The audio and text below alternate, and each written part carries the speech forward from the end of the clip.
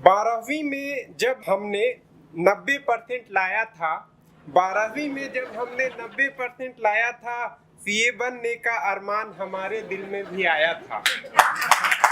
क्यों आया ये सुनिए। क्योंकि सीए में है बहुत ही स्कोप, ऐसा लोगों ने विश्वास दिलाया था। फिर सीपीटी ने भी हमें एल्पेनलीबे की तरह ललचाया था। अब देखिए हम सीपीटी में आ गए, उसके बाद क्या हुआ वो सुनिए। The Talks Club. Keep talking, keep learning.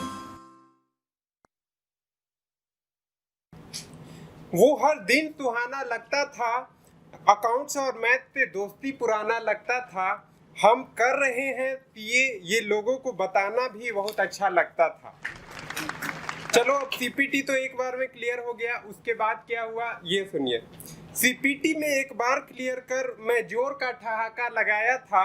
मुझे देख इन आईपीसीसी वालों ने, मुझे हंसते देख इन आईपीसीसी वालों ने मंद मंद मुस्काया था। आप देखिए वो मुस्कुराते क्यों हैं, वो आपको आगे की लाइन में पता चलेगा। तब उस मुस्कान की वजह मुझे समझ नहीं आया था, तब उस मुस्कान की वजह मुझे नहीं समझ आया था। तो दोस्तों उस मुस्कान की वजह ये थी, सुनिए। जब से मैं सीपीटी पास हुआ तब सुख सुविधाएं खल्लास हुआ। जब मैं सीपीटी पास हुआ तब सुख सुविधाएं खल्लास हुआ। दिन का चैन और रातों का नींद लूटा। अकाउंट्स ऑडिट के चक्कर में मेरा जीना दुश्वार हुआ। अब आगे सुनिए। एक आस हर मई में रहता है, एक आस हर मई में रहता है, अगला भी नवंबर आएगा। अगर अगला भी नवंबर चला गया तो मई कहाँ बच के जाएगा। मई के बाद नवंबर और नवंबर के बाद कई मई आए। मई के बाद नवंबर और नवंबर के बाद कई मई आए। पास का रिजल्ट तो ना आया पर फेल के रिजल्ट कई आए। मुझे लगने लगा कि मेरा रब मेरा इश्क मुझसे है खफा। मुझे लगने लगा कि मेरा रब मेरा इश्क है मुझसे खफा। लोग तो सोनम गुप्ता को यूं ही बदनाम करते हैं यारों, ये तो आईटीआई था। अब आते हैं रिजल्ट पे। रिजल्ट का दिन भी हमसे लेता था इंतकाम। रिजल्ट का दिन भी हमसे लेता था इंतकाम। हमें समझ ही नहीं आता था यारों कि ये एग्जाम का रिजल्ट है या रिजल्ट का एग्जाम। वो भी एक जमाना था जब राजा बेटा कहलाता था। वो भी एक जमाना था जब राजा बेटा कहलाता था। राजा बेटा से कब नालायक बेटा हुआ ये भी मैंने ना जाना था।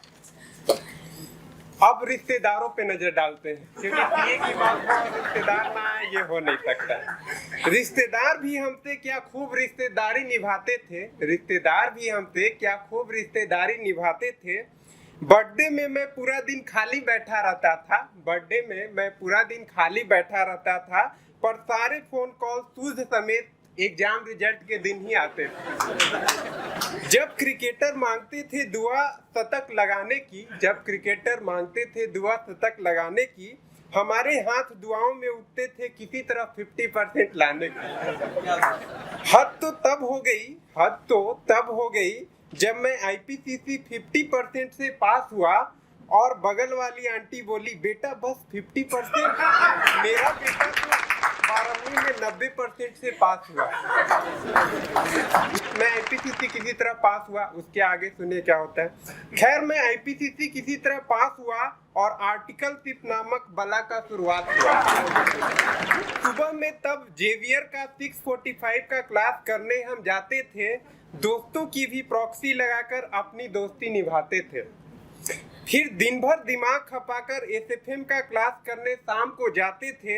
एक हल्का सा भी पलक अगर झपका तो, एक हल्का सा भी अगर पलक झपका तो पूरा एक चैप्टर खत्म हो जाते थे। कॉलेज में हमने छुट्टी के खूब मजे उड़ाए। कॉलेज में हमने छुट्टी के खूब मजे उड़ाए, पर आर्टिकलशिप में छुट्टी मांगने पर बॉस ने सर पर आसमान उठाए।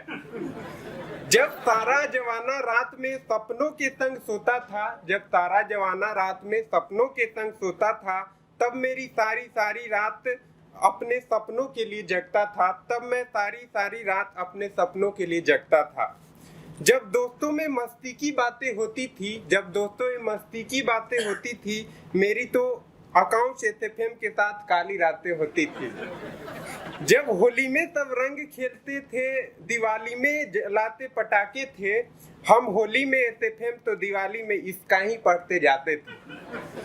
अब तो सब दोस्त रिश्तेदारों की नजरे से भी हम बचते ही रहे, क्योंकि कहीं वो ये ना पूछ बैठे कि इतने सालों से तुम बस पढ़ते ही रहे।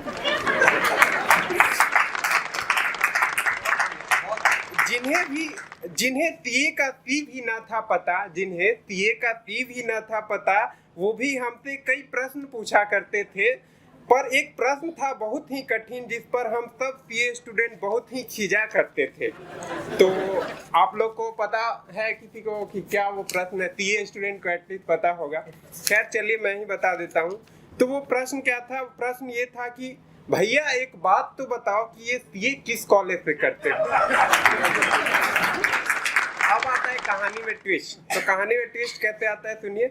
एक दिन भी ऐसा आया जब अपने ख्वाबों को हकीकत में बदल बैठे।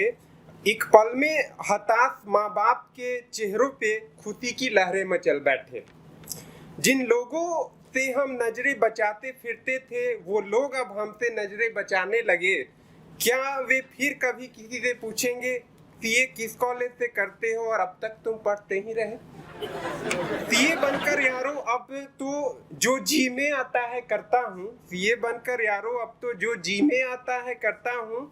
जो सपना संजोया था दिल ने, उस सपने को हकीकत में जिया करता हूँ। हमारी तो अब सिग्नेचर भी ऑडिट रिपोर्ट कहलाती है। और हमें बोलने के लिए भी पैसे दी जाती है। इतना वैल्यूएबल है हमारा सीए प्रोफेशन